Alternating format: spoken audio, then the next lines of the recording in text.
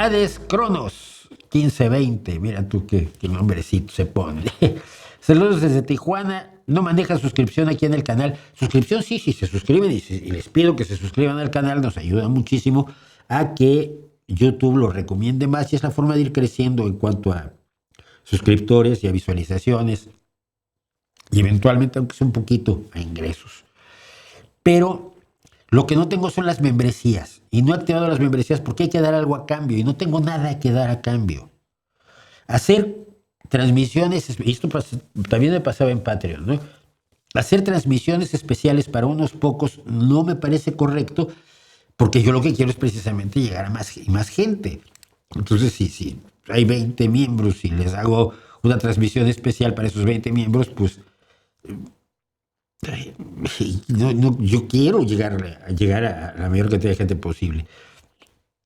No tengo gadgets que dar, no tengo widgets, no tengo NTFs, no tengo nada para darle a los miembros del canal. Entonces, mira, quien quiera ayudar así, pues que sea Patreon y se lo voy a agradecer muchísimo, porque necesitamos, eso sí, vamos a aprovechar para hacer publicidad, necesitamos su apoyo y su apoyo lo recibimos a través de Patreon, que es el logotipo que está arriba a la izquierda, de PayPal, que está abajo a la derecha, y de Ko-fi, menos, ya de Ko-fi yo creo que lo vamos a cerrar.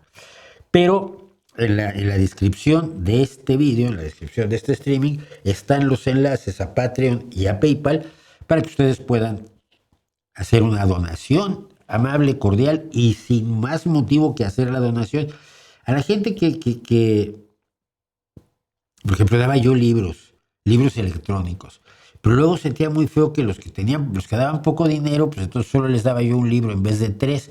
Me parecía que no tengo alma de comerciante, soy el peor negociante del mundo. Por eso siempre he trabajado a través de agencias literarias, de agencias de fotografía, de agencias de traducción. Pues yo no me sé vender. Entonces, pues al final sentía yo muy mal de que unas personas no tuvieran el libro nada más porque no podían darme más dinero. Eso es muy raro. Y entonces, pues ya también eso, se le dan todos los libros a todos los que se inscriben y ya.